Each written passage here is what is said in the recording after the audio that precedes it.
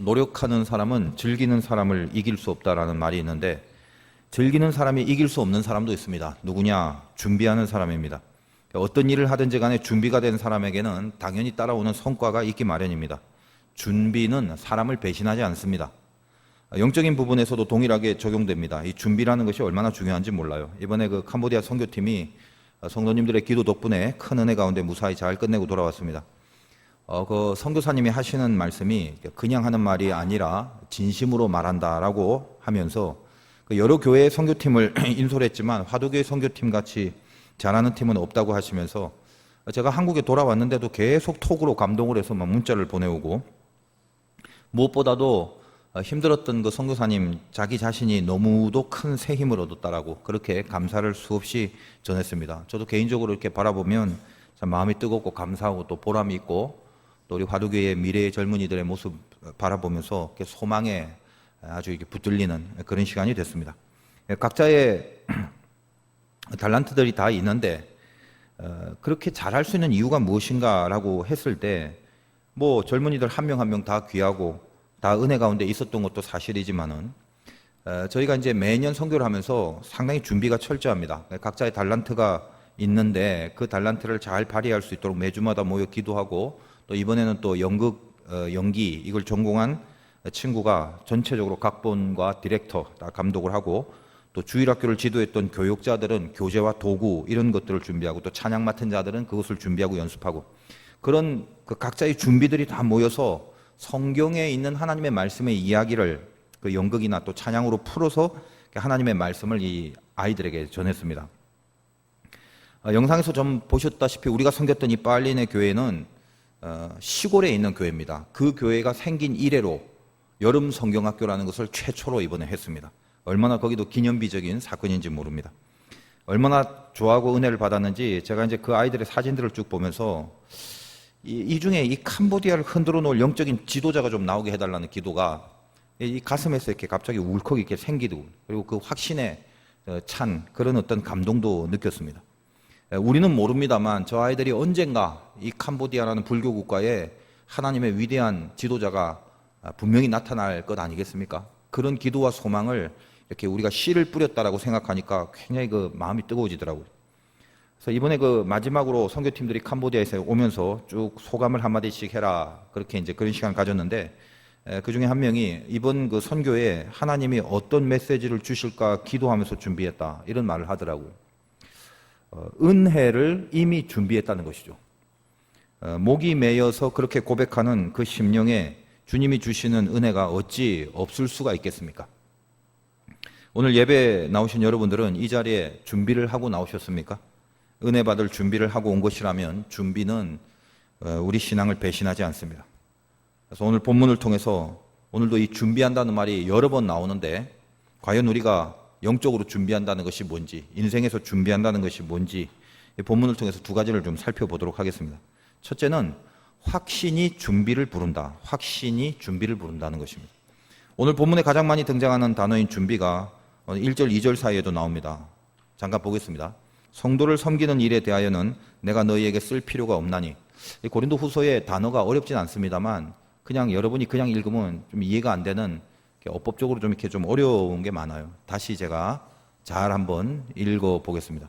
성도를 섬기는 일, 누가 섬긴단 말입니까? 고린도 교회 교인들이. 누구를 구체적으로? 예루살렘이 가난해지니까 예루살렘 교회에 연보를 하기로 약속을 했다고 하지 않았습니까? 그래서 그 성도를 섬기는 그 분명한 열심, 그거에 대해서는 바울이 따로 고린도 교회들에게 말할 것도 없이, 뭘 쓸 필요도 없이 너희들은 그게 확신하다. 다시 말해서 예루살렘 교회를 섬기고자 하는 마음의 분명한 확신은 말할 필요도 없이 너희들이 갖고 있다, 이 말입니다. 고린도 교회를 향하여. 이는 내가 너희의 원함을 알미라. 너희들이 뭘 원하는지 알고 있다는 거예요. 내가 너희를 위하여 마게도냐인들에게 아가야에서는 1년 전부터 준비하였다는 것을 자랑하였는데, 아가야는 지방이고 이 지방의 수도가 고린도입니다.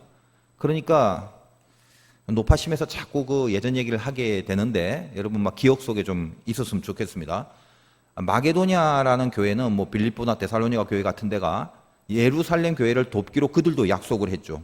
그래서 오늘 2절의 말은 뭐냐면, 그 마게도니아에 있는 교인들에게 아가야, 즉 고린도에는 그 예루살렘 교회를 돕기로 1년 전부터 준비했다고 사도 바울이 마게도냐 교인들에게 얘기를 한 겁니다. 야, 예루살렘 교회는 유대인들이 세운 교회인데 굉장히 어려워졌다. 근데 고린도 교회는 이방인이 세운 교회인데 이들이 자원해서 예루살렘 교회를 돕는다고 하지 않니? 하면서 마게도냐 교인들에게 얘기를 했다는 거예요. 그렇게 고린도 교회를 자랑하면서.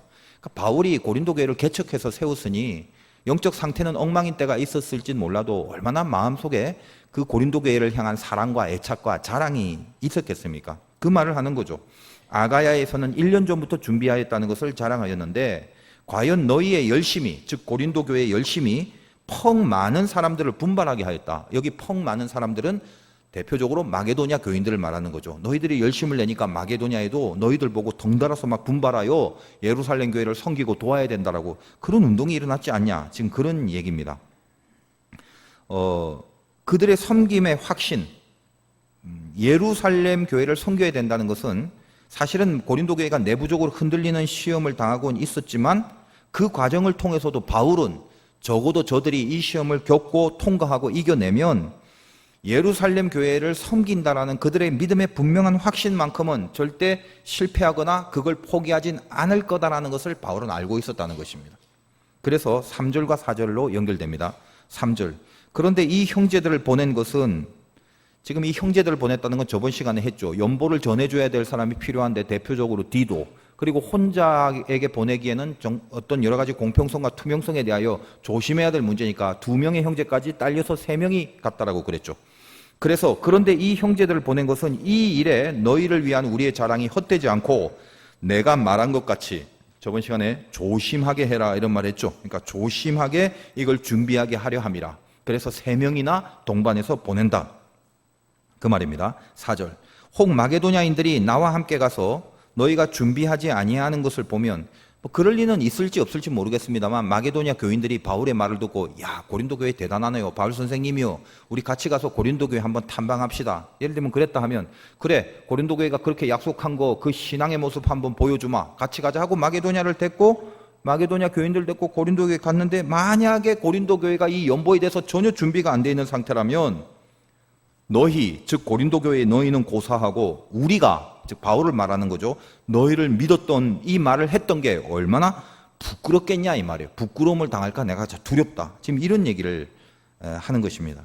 근데 사실은 이런 일이 있을 수는 없겠죠. 왜냐하면 이미 고린도 교회에는 그 연보에 대한 약속, 그 섬김에 대한 믿음이 투철했기 때문에 막 그럴 일은 없을 건데 그 정도로 이게 중요하고 또 그 정도로 고린도 교회를 믿는다라는 이 바울의 믿음의 반증에 대한 내용이라는 것입니다. 그러니까 그런 정도로 바울은 이 고린도 교회가 준비한 것에 대해서 분명한 확신을 고린도 교회도 갖고 있고 바울도 갖고 있다라는 거죠. 그래서 이 확신이 있는 사람만이 확신에 차 있었기 때문에 고린도 교회가 그런 영적 시험과 난간을 극복하고 결국은 그 준비, 연보에 대한 준비를 할 수 있었다는 말을 전제로 지금 계속하고 있다는 것입니다. 그래서 오늘 여기에 등장한 준비하다라는 단어가 나오죠. 이 준비하다라는 헬라어 헤토이마조는 이걸 잘 알려면 우리가 잘 알고 있는 마태복음 25장에 나오는 10처녀의 비유에 등장하는 단어인데 똑같은 단어인데 그것을 이해할 필요가 있습니다. 자, 우리 다 알다시피 10처녀가 신랑을 맞이하지 않습니까? 이 10처녀 다 신랑을 맞이할 동일한 신분과 자격이 있었습니다. 근데 5은 미련하고 5은 슬기롭다고 했는데 이 미련하고 슬기롭다의 차이가 뭐 그들의 IQ가 차이가 난다는 걸 말하는 게 아니에요. 슬기로운 자들은 그릇에 기름을 충분히 담았습니다. 신랑이 근데 예상 시간보다 자꾸 늦게 오니까 졸았어요. 미련한 5명만 좋은 게 아니라 슬기로운 5명까지 전부 다 졸았습니다. 근데 어디서 미련하고 슬기로운 게 결정되냐? 등불이 꺼져갑니다. 미련한 처녀들은. 왜? 시간이 자꾸 더디어지니까. 충분한 준비를 하지 못했기 때문에 그렇죠. 근데 슬기로운 처녀들은 충분한 준비를 했습니다. 그래서 우리한테 좀 빌려달라고 미련한 처녀들이 말하죠. 근데 우리 거밖에 없다. 니는 저희 가서 사와라. 그새 이미 신랑이 와버리는 것입니다.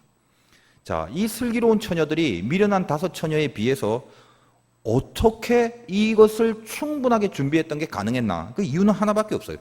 신랑이 반드시 온다는 확신 때문에 그렇습니다. 적당히 기다려봤다가 안 오면 할 수 없지 이런 심령이 아니에요. 이 충분한 준비는 반드시 온다는 것입니다. 분명히 오기 때문에 그 확신이 그들로 하여금 충분히 준비를 하는 게 가능할 수 있는 동기가 됐다는 거예요. 고린도 교회가 예루살렘 교회를 도와야 된다는 큰 믿음의 확신, 이게 없이 그 난관 속에서 어떻게 연보를 약속할 수 있겠습니까? 다시 말하여 모든 확신이 준비를 부르게 된다는 메시지가 담겨져 있다는 것입니다. 여러분, 예수 믿는 사람들은 인생의 패턴에 일상적인 세상의 사람과는 이 패턴의 순서가 바뀔 때가, 그리고 바뀌어야 될 때가 굉장히 많습니다. 어떠한 일을 할 때 준비를 한 사람이 그 일에 대해서 성공에 대한 확신을, 내가 얼마만큼 준비를 했는가를 따져보고 그 일에 대한 성과에 대한 확신을 측량하거나 가늠하게 되는 거죠. 이게 세상적 생각입니다. 내가 준비를 많이 했으면 잘 될 것 같다라고 평가를 해버리고, 준비가 안 되면 못 될 것 같다라고 생각을 하죠. 이게 세상 사람들의 일상의 패턴이라는 것입니다. 그러나 신자는 순서가 바뀌어야 됩니다. 준비가 먼저가 되는 게 아니라 확신이 먼저입니다. 확신이 먼저 생기고 그 다음에 준비하는 것입니다. 왜냐? 무슨 일이든지 우리는 이 준비한다는 것은 기도로 준비한다는 것인데, 이 기도라는 것도 확신이 없이 기도가 될 수 없는 거죠. 기도가 먼저 돼야 되는 거, 이것은 우리가 어떤 일을 하든지 간에 하나님이 당신의 자녀에게 요구하는 것입니다. 너희 그 일을 하기 전에 무슨 계획을 세우고 작전 짜고 사람 만나고 이런 것도 중요하지만 기도로 준비해라, 늘 이렇게 말씀하시지 않습니까? 왜 기도를 해야 됩니까? 그건 뭐 당연한 거죠. 어떤 일을 돌파할 수 있는 능력이 우리에게 있는 게 아니라 하나님께 있는다, 이 하나님께 있다라는 그 믿음, 그게 우리에게 기도를 하게 됩니다. 이 기도가 돌파력이라는 거예요. 걷는 사람 위에 뛰는 사람이 있고, 뛰는 사람 위에는 나는 사람이 있는데, 이 날아가는 사람 위에 하나 더 있어요. 타는 사람이 있어요. 날아가는 사람을. 우리가 그런 사람입니다. 우리는 하나님을 타고 살아갑니다. 우리는 뛸 실력도 없고, 우리는 뭐 걸어갈 만한 능력도 없어요. 날아갈 능력은 더더군다나 없죠. 그러나 우리는 그럼에도 불구하고 하나님을 타고 살아가는 귀한 은혜 가운데 우리의 운명을 그렇게 부름받았습니다. 기도가 뭐예요? 하나님을 타는 작업이란 말이에요. 그래서 기도로 준비하는 사람은 가만 보면 공통점이 있어요. 다 불같은 확신이 있습니다. 항상 기도로 준비하는 사람은 그것이 기도로 준비할 만한 내용이냐, 기도로 준비할 만한 조건이냐, 이런 거 따지지 않습니다. 깊은 곳에 확신에 차 있어요. 확신. 그런데 이 확신이 없으면 준비하는 것에 늘 한계를 만나게 됩니다. 그러므로 예수 안에 살아가는 하나님의 자녀들은 준비가 먼저가 아니라 확신이 먼저라는 것입니다. 신자의 준비라는 건 실력을 키우는 차원이 아니에요. 세상에서 준비한다는 것은 그 조건에 맞는 실력을 키우는 것에 집중하고 있지만, 신자에게 준비라는 건 그것보다 더 깊은 차원이죠. 우리는 하나님을 타고 가는 사람입니다. 그러므로 이미 하나님이 우리에게 준비한 게 있다고요. 그러므로 신자가 준비하는 것은 하나님이 이미 준비한 것을 받아들일 준비를 하는 것입니다. 그게 신자의 준비예요. 그래서 기도의 준비가 핵심이라는 것입니다. 여러분이 어려운 일 당하면 자꾸 피하려고만 하지 마십시오. 낙심하려고 아예 미리 준비한 사람들이 꽤 많습니다. 낙심을 준비하는 일이 막 습관처럼 배어 있는 게 문제란 말이에요.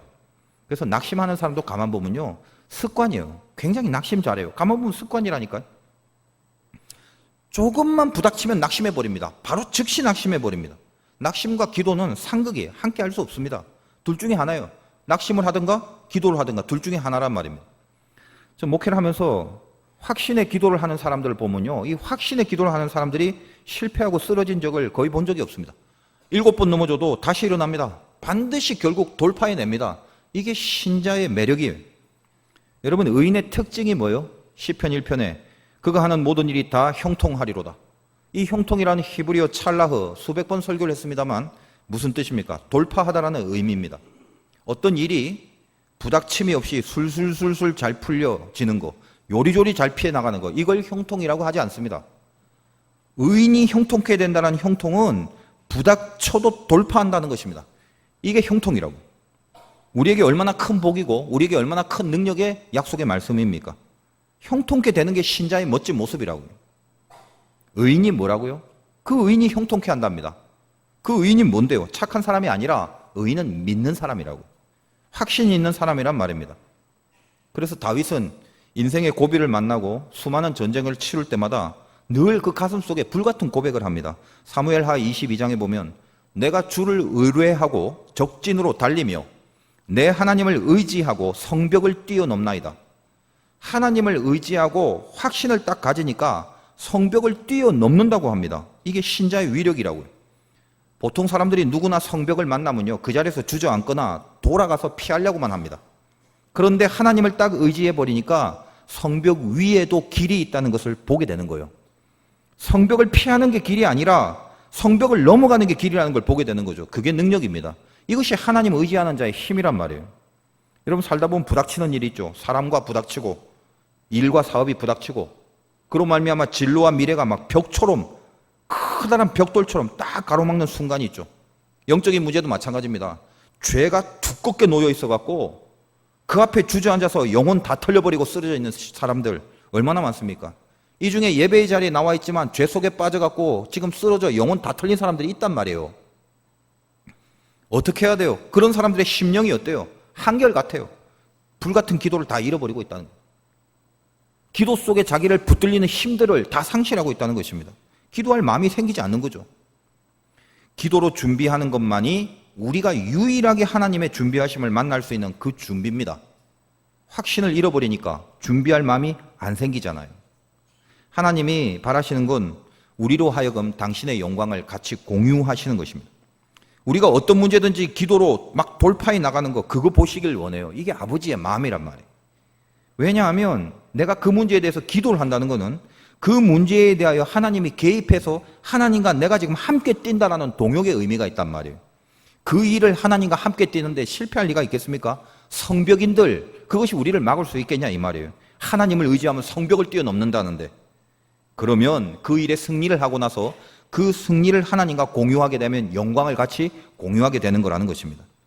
여러분의 기도는 모든 것을 돌파합니다. 잊어버렸죠? 다시 붙잡기 바라요. 확신부터 가지시기 바라요. 하나님은 당신의 자녀가 당신을 못 믿고 살아가는 거, 아버지 못 믿고 살아가는 아들, 딸, 그 제일 가슴 아파하십니다. 오늘 예배 중에 확신 가지게 해달라고 여러분 기도하고 돌아가시기 바라고, 기도로 준비해서 하나씩 돌파해 나가는 영광을 보게 해달라고 그렇게 매달리시기 바라요. 확신이 준비를 부릅니다. 여러분 가슴 속에 먼저 있어야 될 것이 확신이라는 걸 절대 잊지 마십시오. 난 준비를 못하겠는데, 준비가 덜 됐는데, 준비하기엔 역부족인데, 이런 불신앙의 소리 하지 마시고 여러분 가슴 속에 불타는 확신 달라고, 이 확신이 준비를 부를 수 있다는 그 신념과 그 고백하고 가시기 바래요. 두 번째로 자원하는 기쁨으로 준비해라 이 말입니다. 자원하는 기쁨. 연보가 뭡니까? 저번 주 8장에 나오는 연보의 단어와 오늘 9장에 나오는 연보는 한국말은 같은데 헬라어가 달라요. 저번에 나왔던 연보는 이 하플로테토스라는 말인데 말씀드렸다시피 순수, 단순이란 뜻을 갖고 있습니다. 다시 말하여 연보라는 건 순전히 하나님만 바라보고 오로지 하나님께 드리는 마음으로 하는 것이라고 그랬습니다. 우리가 헌금이라는 말을 영어로는 오퍼링이라고 그러는데 이게 제공이란 뜻이거든요. 뭘 제공한다. 어떤 물질뿐만 아니라 우리가 교회에 나와서 주님을 향하고 주님을 위해서 하는 일체의 것들이 다 오퍼링이에요. 돈 이런 것뿐만 아니라 시간, 열심, 노동, 섬김, 봉사 이게 다 오퍼링이래요. 주님을 위해서 주님을 향하여 하는 것들, 그게 우리의 연보란 말입니다. 교회에 나오는 순간 여러분은 몸 자체가, 행동 자체가 하나님의 연보 덩어리입니다. 근데 그거를 억지로 하거나 마지 못해 하는 거, 이거는 자원하는 심령이 아닌 거죠. 주의 일을 하고 연보의 차원으로 내가 섬기게 되면요, 몸이 힘들 수가 있어요. 그리고 괴로울 수가 있습니다. 그러나 힘든 건 힘든 거고 그 안에 그럼에도 불구하고 하나님을 향한 의미나 가치, 이 본질적인 귀중함, 이거를 상실해 버린다면 그 의미와 가치가 상실된 채로는 주님께 드리는 모든 헌신이라는 건 낭비고 버려진 모습밖에 안 된다는 것입니다. 본질에 어긋나는 거죠.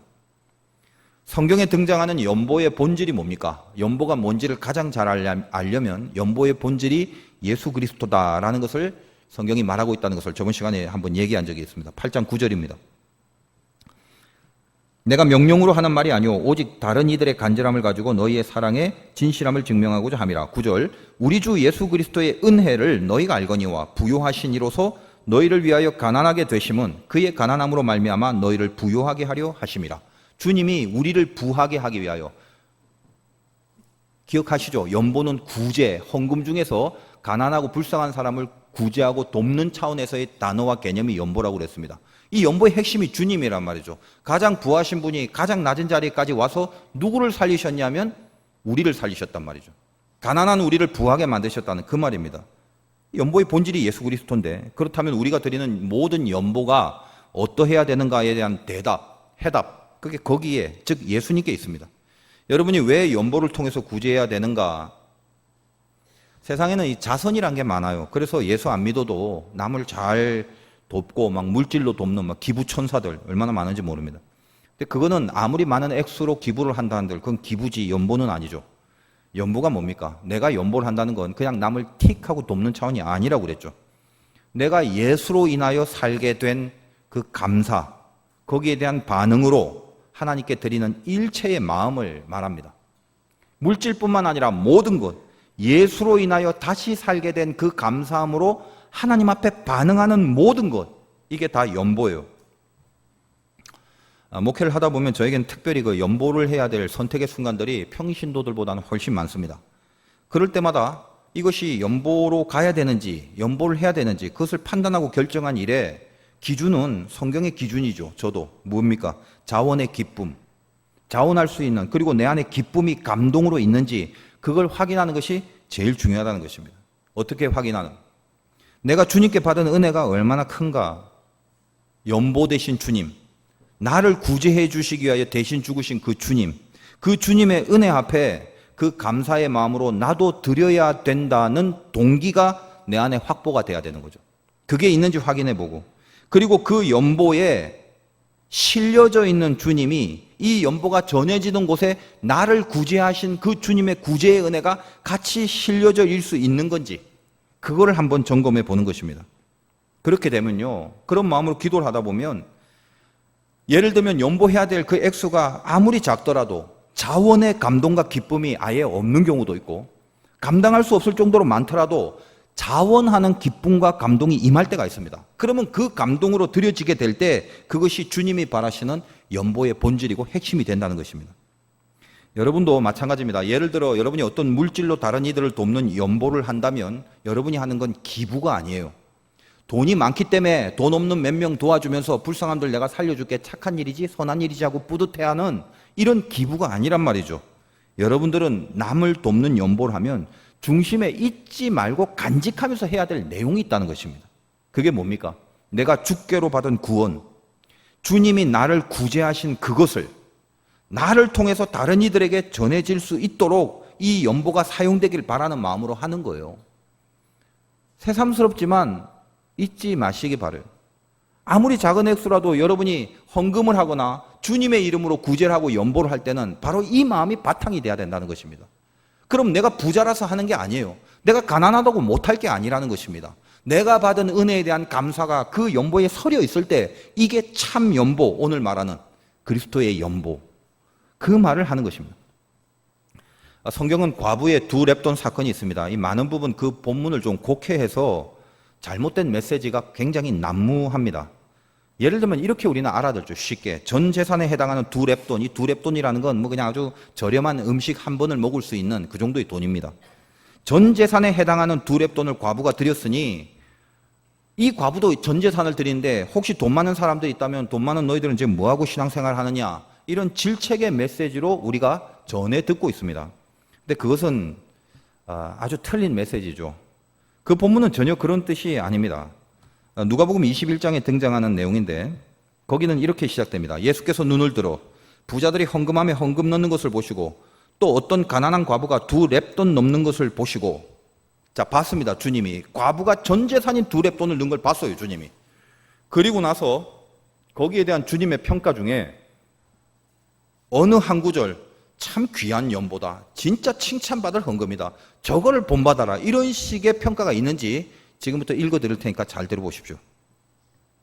이르시되 내가 참으로 너희에게 말하노니 이 가난한 과부가 다른 모든 사람보다 많이 넣었도다.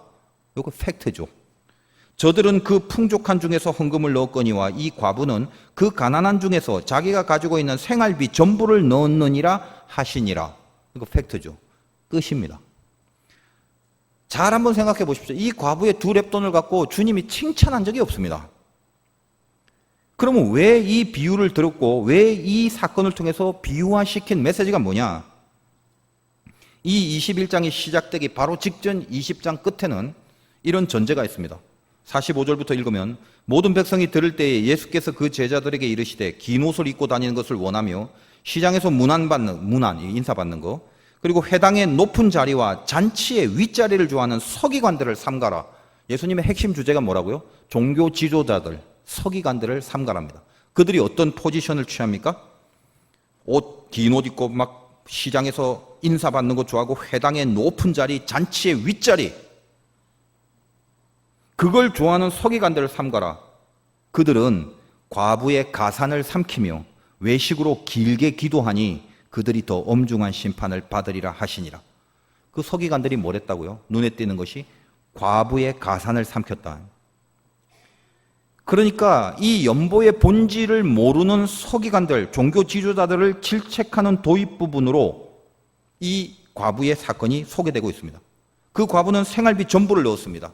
이 성전에 들어가서 과부가 생활비 전부를 넣은 게 과연 과부의 자원하는 마음이었을까? 아니란 말이죠. 주님이 비유를 든 건 그겁니다. 분위기가, 종교 지도자들이 야, 있는 돈 다 내라. 그러면 어떤 독촉과 강요 같은 것들이 작용하여 자기에 있는 생활비를 전부 다 집어넣었다는 것입니다. 그랬을 때 그 헌금의 용도로 말미암아 이 헌금 때문에 지켜지고 커지는 성전이 결론이 어떤 거냐? 그것이 아까 읽은 그 과부의 예, 그 다음 5절에서 이렇게 시작됩니다. 어떤 사람들이 성전을 가리켜 그 아름다운 돌과 헌물로 꾸민 것을 말하며, 어떤 성전을 가리켜서 돌과 헌물로 꾸몄답니다. 그럼 그 헌물 안에는 뭐가 들어가냐면 이 과부의 2렙돈이 들어가 있는 거죠. 예수께서 이르시되 너희 보는 이것들이 날이 이르면 돌 하나도 돌 위에 남지 않고 다 무너뜨려지리라. 이것이 과부의 렙돈의 앞뒤 사건에 연결된 테마입니다. 주님이 뭘 주시려고, 어떤 메시지를 주시려고 하는 것입니까? 전 재산을 다 바치란 얘기가 아니라 그 과부가 교회 안에 들어와서 종교 지도자들의 강박과 강요와 그 이상한 억지로 할 수밖에 없는 분위기에 말미암아 냈던 헌물, 속에 자원하는 마음으로 낸 것이 아닌 그 헌물이 주는 결론이 뭐냐면 돌 위에 돌 하나 남지 않고 무너져진다는 것입니다. 여러분, 이것이 오늘 우리에게 주는 귀한 메시지가 있지 않습니까? 우리 한국교회 잘 살게 됐고 세계에 있는 메가처치는 전부 한국이 보유하고 있습니다. 그래서 밖에 나가서요, 어느 교회 섬기십니까? 그러면요, 큰 교회는 떳떳이 자기 교회 이름을 말해요. 무슨 교회 다닙니다. 무슨 교회 집사입니다. 무슨 교회 장로입니다. 뭐 이런 식으로. 그리고 어느 교회 다닙니까? 그러면 그 외에 나머지들은 이름이 똑같아. 동네 교회 다닌다. 이름이 동네입니까? 그건 아니래요. 몇 가지 큰 교회에 다니는 것이 마치 자기의 신앙을 대변하는 양 착각하고 살진 않는지 모르겠어요. 우리 한국 교회에 이 헌물을 통하여 얼마나 무너질 성전들이 지금 많이 곳곳에 있는지 모릅니다. 주님이 이 성경을 통해서 우리들에게 주는 메시지가 있지 않습니까? 며칠 전에 지방회로부터 올해 그 지방성회를 저희 교회에서 했으면 좋겠다는 요청을 받았습니다.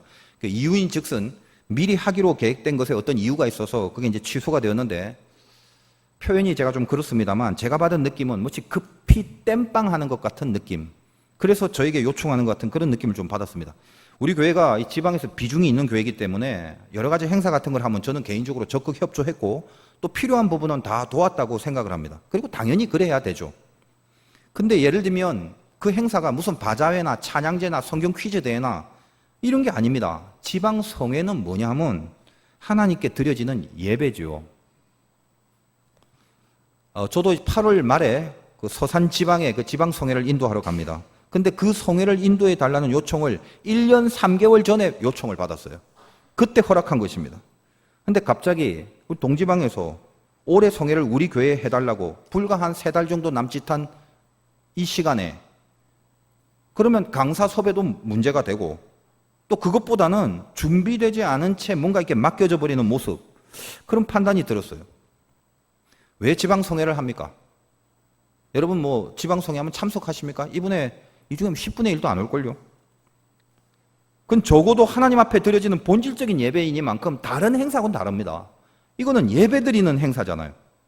그만큼 준비하는 책임과 필요가 있다라고 저는 생각합니다. 요즘 이 도시에서는요, 지방성회 거의 잘 이루어지지 않습니다. 시골은 좀 달라요. 시골은 잘 아직까지는 그래도 이루어지고 있는데, 지금 도시에서는 자기 교회에서 하는 부흥회도 잘 안 가는 판입니다. 근데 지방에서 하는 성회는 가만히 보면 어때요? 그 송해를 주최하는 교회 교인들이 거의 대부분 자리를 앉게 됩니다. 그래서 그 교회 영성에 맞는 설교자와 목사님과 강사를 모셔서 그 교회에서 기도 속에 그 교회에 가장 적합한 영성을 주는 분을 모시는 게 맞다고 저는 생각합니다.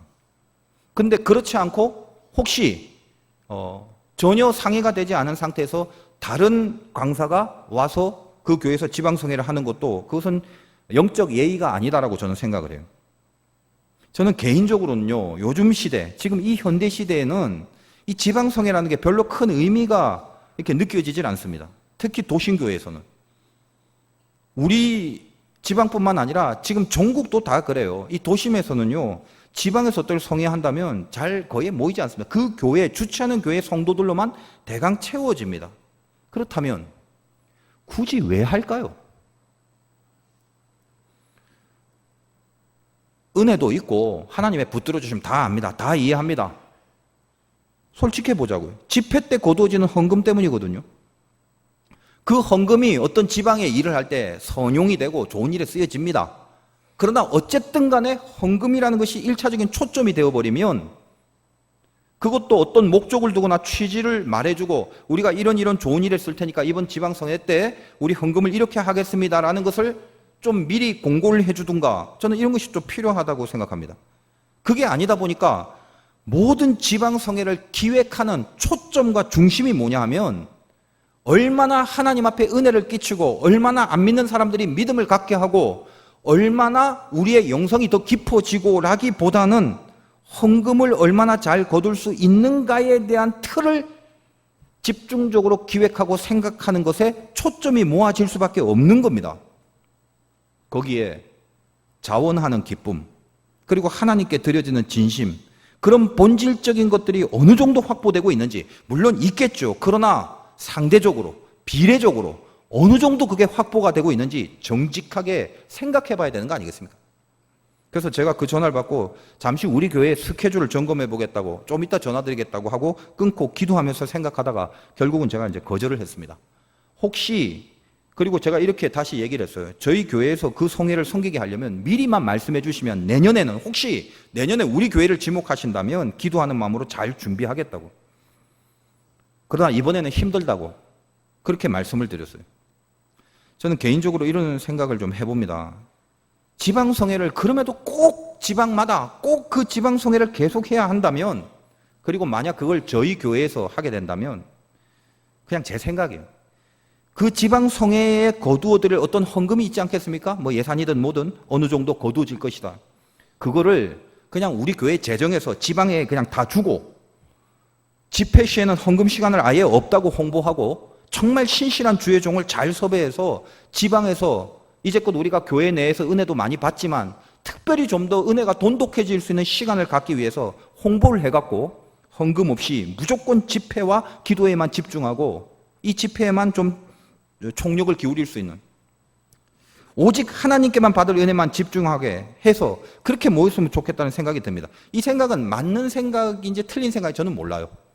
근데 중요한 게 뭐냐면 적어도 제 마음에는 자원하는 기쁨이 없게 하는 그런 것들을 이렇게라도 좀 극복했으면 좋겠다는 바람이 있기 때문에 드는 생각입니다. 제가 왜 이런 말을 지금 쭉 하냐 하면, 우리가 지금 어떻게 이어지고 있습니까? 우리가 내는 연보라는 것, 그 속에 담겨져 있는 자원하는 기쁨이라는 이 내용을 우리가 얼마나 놓치고 살았는가를 한번 생각해 보자라는 거예요. 여러분 신앙생활하면서 자주 드리는 헌금 있지 않습니까? 오늘도 여러분 헌금을 드렸습니다. 새삼스럽지만 이 말씀 통해 다시 한번 깊이 점검해 주시기 바라요. 연보, 헌금, 뭐라고요? 하나님께 드리는 거. 모르지 않잖아. 다 알잖아요. 근데 한번 생각해 봅시다. 다시. 이거는 하나님께 드린다. 왜요? 나를 구원해 주신, 나를 구제해 주신 주님, 연보 되신 그 주님께 감사하며 그 연보 되신 주님께 내가 그 감사를 자원하는 기쁨을 그 연보를 통해서 같이 드리는 것입니다. 감정의 기폭을 따라 어떨 땐 뭔가 왕창 뜨거워져서 뭘 왕창 이렇게 드리는 그런 게 아니라 끝까지 부한데도 가난해 주셔서 이 연보의 길을 쭉 가신 주님을 따라서 그 연보 때문에 내가 살아난 것이, 내가 구원을 받은 것이 너무 감사해서 그 기쁨으로 드릴 때마다 그 기쁨을 생각하는, 드릴 때마다 그 감사를 하는 것. 여기에 연보의 본질이 있다는 것입니다. 삭개오가 주님을 만납니다. 세리라는 치명적인 직업으로 모든 백성의 원망을 한꺼번에 사고 살았던 삭개오. 주님을 만나 구원을 받습니다. 그가 뭘 고백합니까? 그가 소유의 절반을 가난한 사람에게 주고 토색한 것의 4배를 갚겠다고 말합니다. 삭개오가 은혜 받고 돈을 얼마나 풀었냐, 그게 중요한 게 아니에요. 절반을 나눠주든 3분의 1을 나눠주든 4배를 갚든 2배를 갚든 그게 중요한 게 아니죠. 그 본문에서 가장 중요한 것은 삭개오의 고백입니다. 누가복음 19장 6절에 나무에서 급히 내려와 즐거워하여 영접하거늘. 삭개오의 마음에 저 깊은 곳에서 우러나오는 기쁨이 생겼습니다. 무엇에 대한 기쁨이요? 영접, 그의 마음에 구원의 기쁨이 흘렀어요. 늘 죄만 짓고 그것만 찝찝하게 살고 있다가 주님 때문에 구원을 받게 됩니다. 그래서 그 본문 9절에 주님이 이렇게 선포합니다. 오늘 구원이 이 집에 이르렀으니 이 사람도 아브라함의 자손이라. 그 기쁨의 마음으로 자원하여 자기의 돈을 가난한 자들에게 나누어주는, 이걸 연보라고 그럽니다. 얼마나, 몇 분의 몇, 이런 게 중요한 게 아니라 우리는 돈의 문제뿐만 아니라 모든 일체의 삶의 모습이 연보여야 마땅합니다. 나를 구원해 주신 주님께 그 감사를 드리는 거죠. 그리고 그 감사가 뭐든지 간에 그 감사의 매개물을 통해서 다른 사람들이 내가 받은 그 주님의 구제의 손을 잡게 하는 것, 그 잡게 만드는 통로로 이 물질이 사용될 때 그것을 연보라고 하고, 잡게 하는 통로로 내 섬김과 내 희생과 내 헌신이 사용될 때 그것을 연보라고 한다는 것입니다. 저는 올 11월에 이제 캄보디아에 우리 교인들 같이 성탄 행사, 쌀 나눠주기 등등 이제 가게 됩니다. 앞에서 광고한 것처럼 빨리 신청을 좀 부탁해요. 여러분이 만약에 선교를 가는 것도 이겁니다. 간단히 한번 가볼까? 제발 이러지 마시고요. 선교 가는 것도 중심에 이 뜻을 품고 있을 때 여러분이 투자한 시간, 여러분이 투자한 물질, 여러분이 투자한 그 모든 헌신, 노력들, 그게 다 연보입니다. 그리고 이번에 캄보디아 섬기는 거는 제가 이 말씀 준비하면서 여러분들의 연보로 그 구제 사역을 하려고 합니다. 이 고린도 교회처럼. 구제 연보를 이제 조금 있다가 나중에 우리 교회에서 그 구제 연보를 이제 거두게 할 것입니다. 저는 생각하기는 많이 하지 마시고, 많이 하지 말니까 좀 이상한데, 중요한 건 모두 다 했으면 좋겠어요. 몇만 원 정도만, 그냥 10,000원이라도, 아니 없으면 1,000원이라도 좋아요. 정말 1,000원이라도 좋습니다. 다 같이 인생에 좀 한 번쯤은 연보 대신 주님 따라가면서 이걸 통하여 저 가난하고 굶어 죽고 저 불쌍한 사람들이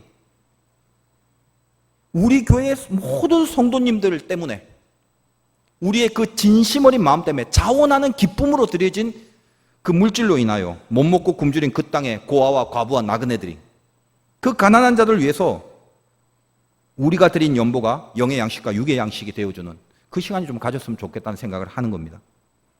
우리가 가난한 사람을 구제한다는 건 착한 일이 아닙니다. 기부가 아니란 말이에요. 사회적 봉사가 아닙니다. 이거는 영적인 문제입니다. 성경은 누구를 존중하냐? 고아, 과부, 나그네입니다. 이 셋의 공통점이 뭐라고요? 도움 없이는 살 수 없는 존재들이죠. 고아는 위로 부모가 없습니다. 과부는 옆으로 남편이 없고, 나그네는 밑으로 땅이 없습니다. 땅이든 공중이든 하늘이든 어디든 거할 수 없습니다. 자기 힘으로는. 이게 이 땅의 가난한 자들이고 연보를 필요로 하는 자들이죠. 그들을 도우라고 말씀하십니다. 우리가 어떤 사람입니까? 우리가 바로 영적인 고아였고, 영적인 과부였고, 영적인 나그네였다는 거예요. 영적으로 아무것도 없어서 죽을 수밖에 없었는데 주님이 연보가 돼서 나를 살려주신 것처럼, 그 영적인 고아와 과부와 나그네였던 나를 주님이 당신의 연보를 통해서 나를 살리신 것처럼, 우리가 드려지는 연보에 묻어있는 고백은 내 받은 이 구원에 대한 마땅한 감사요 반응이어야 한다는 것입니다. 오늘 본문 9장 5절에 이렇게 되어 있습니다. 그러므로 내가 이 형제들로 먼저 너희에게 가서 너희가 전에 약속한 연보를 미리 준비하게 하도록 권면하는 것이 필요한 줄 생각하였노니 이렇게 준비하여야 참 연보답고 억지가 아니니라. 이 말씀을 잘 이해하시기 바랍니다. 먼저 너희에게 가서 너희가 전에 약속한 연보, 이때 등장하는 연보라는 단어는 아까 말씀드렸다시피 8장에 나오는 연보인 하플로토스가 아니라 율로기안이라는 또 다른 헬라어를 사용했습니다. 여러분 성경 관주에 보면 그 몇 번 적어놓고 그 연보 옆에 무슨 조그만 번호가 있죠. 그 번호 밑을 이렇게 보면 뭐라고 되냐면 헬복 이렇게 되어 있습니다. 무슨 말이냐면 헬라어로 이게 뭐냐면 복이란 뜻이란 말이에요. 율로기안이. 참 연보. 이렇게 준비할 때 그것이 참 연보인데 그 참 연보는 단지 물질 정도가 아니라 자체가 복이란 뜻이에요. 너희가 정말 이런 자원하는 기쁨으로 이 연보의 마음으로 한 연보가 있다면 물질을 포함해서 그 모든 것들이 다 뭐다? 그게 복이다. 그리고 그것은 참 연보고 억지가 아니다. 여기 억지란 말이 나오는데 관주에 또 번호가 하나 있죠. 여러분 성경에. 그리고 밑에 관주에 보면 탐욕 혹은 탐심 이렇게 되어 있습니다. 억지란 말의 헬라어가 프레오넥시아인데 이것을 번역했습니다. 무슨 말이냐면 인간의 욕망이란 뜻이죠. 억지란 말입니다. 인간의 욕망이. 왜? 자, 이 말은 5절에 이런 겁니다. 왜 사도 바울이 고린도 교회에 가기 전에 너희들이 미리 약속한 연보를 미리 준비해라. 준비해라. 왜 준비하라고 했냐? 혹시 준비를 안 하면 바울이 가서 야 니네 약속한 거 있지? 이제 빨리 고도 가야 된다 하고 헌금 바구니를 바울이 직접 돌린다고 칩시다. 그러면 뜻밖의 준비도 안 하고 마음도 없는데 사도 바울 선생이 헌금 내라고 바구니 돌리는데 체면을 봐서라도 뭐라도 찔끔 한번 내야 되겠죠? 거기에 뭐가 있다? 자원하는 기쁨이 있을 수 없는 것입니다. 바울은 그걸 알았습니다. 많이 거둬질 수는 있겠죠. 바울이 가서 직접 바구니 돌리는데 그 가만히 있겠습니까? 낼 생각이 전혀 없던 사람도 뭐 주섬주섬 꺼내냈겠죠. 그래서 액수가 많아졌을지는 모릅니다. 그러나 거기에 본질이 없는 거죠. 자원하는 기쁨. 그래서 뭐라고 합니까? 내가 너희들로 하여금 미리 준비하도록 권면하는 게 필요하다. 내가 가기 전에 다 준비해놔라. 이게 참 연보다. 억지로 하는 게 아니다. 인간의 욕망이라는 게 뭐예요? 프레오넥시아, 마지못해 누구 봐가면서 체면으로 그렇게 하지 말아요. 저는 오늘 이 말씀의 취지를 살려서 우리가 들은 이 말씀을 조금이라도 우리 중심에 적용시키기 위해서 올 가을 캄보디아 구제연보는 제가 거둔다고 그랬는데 무명으로 선교용 봉투를 따로 만들어서 자기 이름을 안 쓰고 헌금을 하도록 하겠습니다. 액수는 생각하지 마시고 정말 주님께 드리는 오늘 말씀의 뜻을 살려서 진짜 단돈 1,000원이라도 한 명도 좀 빠짐없이 10명이 100만 원 내는 것보다 1,000명이 1,000원씩 내는 게 훨씬 나아요. 그런 마음으로 우리 모든 교회 성도님들이 다 같이 좀 실천할 수 있는 그런 시간을 갖도록 하겠습니다. 이 말씀을 통해서 저와 여러분의 인생에 참 연보로 살아내 주기를 바라요. 내가 나를 위해 죽으신 주님의 그 연보로, 주님이 나를 위하여 대신 죽으신 연보로 내가 다시 살고 구원받았다는 이 감격이, 내가 하는 모든 일은 나를 살리신 주님이 내 인생을 통로로 사용하시길 원하는, 그래서 그 자원하는 기쁨이 내 마음속에 있는 그 모습이 삶 속에서 드러나길 바란다는 것입니다. 여러분이 혹시 준비하는 일에 자원과 기쁨이 없다면 그것은 주님을 위한 준비가 아닐 것입니다. 내가 하나님 앞에서 자원과 기쁨으로 준비한 그 일에 어찌 하나님 앞에서 자원하는 기쁨으로 준비를 했는데 거기에 왜 하나님이 승리를 주시지 않겠습니까? 여러분, 자원하는 기쁨들이 뭐예요? 자원하는 기쁨으로 준비했던 경험이 무엇입니까? 죄를 끊어버리겠다는 결단 해보셨나요? 내가 더 이상 이 더럽게 이렇게 못 살겠다라고. 그렇게 하나님 앞에 자원하는 기쁨으로 나를 드릴 때 그 결단이 이상하게 기뻐질 때 여기에 왜 하나님이 승리를 주시지 않겠습니까? 내 안에 불신앙을 태워 없애버리려는 결단이 불처럼 솟을 때, 그래서 모든 불신앙적인 것을 내가 다 버리고 내 몸을 십자가를 짊어지겠다는 결단으로 각오하고 하나님 앞에 나갈 때 이상하게 속에서 기쁨이 올라오는 그 심령, 그 자원하는 기쁨으로 하나님 앞에 신앙의 자세를 잡았을 때 우리를 향한 하나님의 기쁨이 왜 생기지 않겠습니까? 우리를 보고 한참 기뻐하시는 하나님의 기쁨이 왜 없겠냐 이 말이죠. 여러분, 준비한 자는 반드시 승리합니다. 영혼이 잘된 것 같이 범사에 잘되라고 여러분이 특별히 영적으로 자원하는 기쁨으로 하나님 앞에 바로 서려고 하는 것들이 내 속에 굳건하게 있다면 여러분의 범사는 하나님의 손대해 주심을 만나게 될 것입니다. 주일마다 교회 나오는 것도 용하시고 감사하고 고맙습니다만 앉아있다 가시는 인생 되지 않기 바랍니다. 신자답게 사십시오. 옆 사람이 모른다고 해서 내 죄를 하나님이 모르진 않습니다.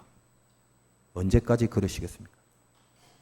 정말 나를 자원하는 기쁨으로 하나님 앞에 올곧게 쳐서 복종시키는 그런 각오로 앞에 놓여지는 것이 성벽이라 할지라도 주의 의지함과 도우심으로 돌파하는 능력이 그게 우리들의 멋 아닙니까? 그런 멋이 하나도 없이 뭐 하려고 예수를 믿고 무슨 재미로 신앙생활하죠?